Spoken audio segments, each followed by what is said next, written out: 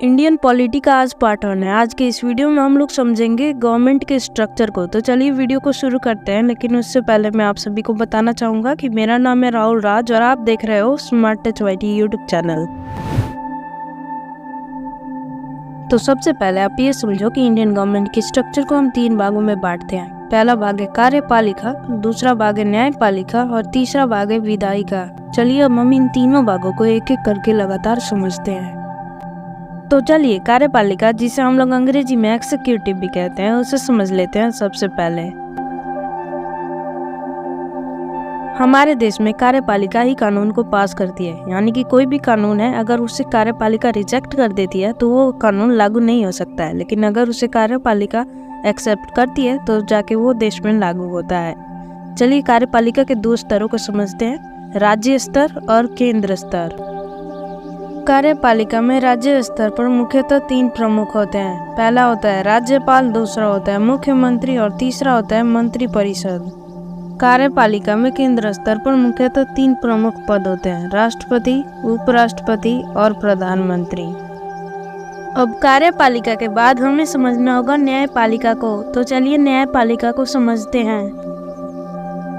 तो चलिए अब समझते हैं न्यायपालिका को, जिसे हम लोग अंग्रेजी में जुडिशियरी भी बोलते हैं।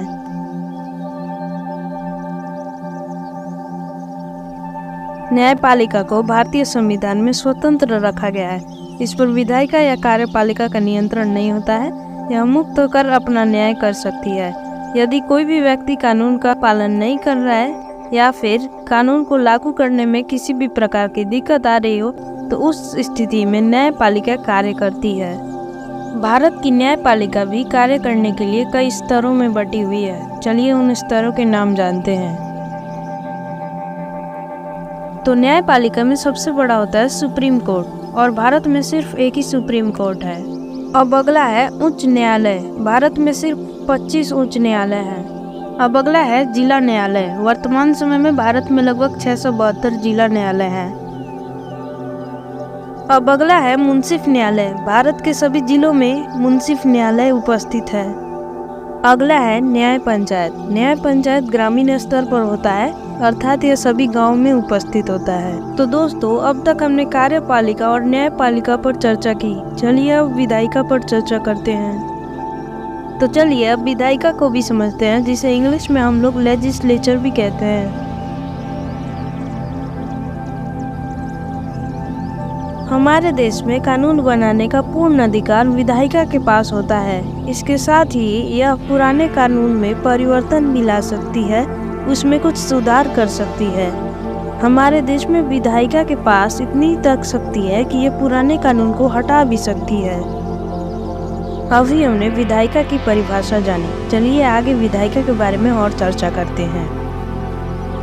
हमारे देश में विधायिका के भी 2 स्तर होते हैं, केंद्र स्तर और राज्य स्तर। केंद्र स्तर पर संसद स्थित होता है और राज्य स्तर पर विधानमंडल। आपको बता देना चाहेंगे कि वर्तमान समय में भारत में कुल 7 राज्य ऐसे हैं जिनमें विधानमंडल के साथ ही साथ विधान परिषद भी है। वे राज्य हैं तेलंगाना, उत्तर प्रदेश, बिहार, महाराष्ट्र, जम्मू एंड कश्मीर, आंध्र प्रदेश, कर्नाटका। तो चलिए अब हम लोग विधायिका के केंद्र स्तर और राज्य स्तर को समझते हैं। चलिए सबसे पहले हम लोग केंद्र स्तर को समझते हैं। अभी विधायिका पर चर्चा करते हुए हमने समझा कि केंद्र स्तर पर संसद मौजूद होता है। चलिए अब संसद पर चर्चा करते हैं। भारतीय संसद पूरे देश के लिए कानून बनाती है। भारतीय संसद में 2 सदन होते हैं, लोकसभा और राज्यसभा। लेकिन आज भी काफी लोग कंफ्यूज हैं कि क्या भारतीय संसद के 3 सदन होते हैं। तो उनको बताना चाहेंगे कि नहीं, भारतीय संसद के सिर्फ 2 सदन हैं, लोकसभा और राज्यसभा। लेकिन जिसको जोड़ के वो 3 करते हैं, यानी राष्ट्रपति को वो जोड़ते हैं, तब जाके 3 सदन बनाते हैं। एक्चुअल में सदन नहीं है, राष्ट्रपति जो है सदन नहीं होता है, वो अंग होता है, पार्ट होता है संसद का। तो अगर पूछा जाए कि भारतीय संसद के अंग कितने हैं, तो 3 अंग हैं, लोकसभा, राज्यसभा और राष्ट्रपति। लेकिन अगर पूछा जाए भारतीय संसद के सदन कितने हैं, तो 2 सदन होते हैं, लोकसभा और राज्यसभा। लोकसभा स्थायी होता है और राज्यसभा अस्थायी होता है। लोकसभा को लोअर हाउस और राज्यसभा को अपर हाउस भी बोलते हैं। अभी अभी हमने विधायिका में केंद्र स्तर पर संसद को समझा। चलिए अब हम लोग विधायिका में राज्य स्तर पर विधानमंडल को समझते हैं। जैसा कि हमने जाना, विधायिका में राज्य स्तर पर विधानमंडल स्थित होता है और हमने ये भी समझा कि कुछ राज्यों में विधानमंडल के साथ साथ विधान परिषद भी है और उनके नाम भी जाने। यदि किसी भी राज्य को विधान परिषद चाहिए तो वो रख सकता है, लेकिन यदि किसी राज्य को विधान परिषद नहीं चाहिए तो वो विधान परिषद को इग्नोर भी कर सकता है। तो वीडियो छोड़ के जाने से पहले आप लोग विधेयक किसे कहते हैं इसका आंसर भी जान लीजिए।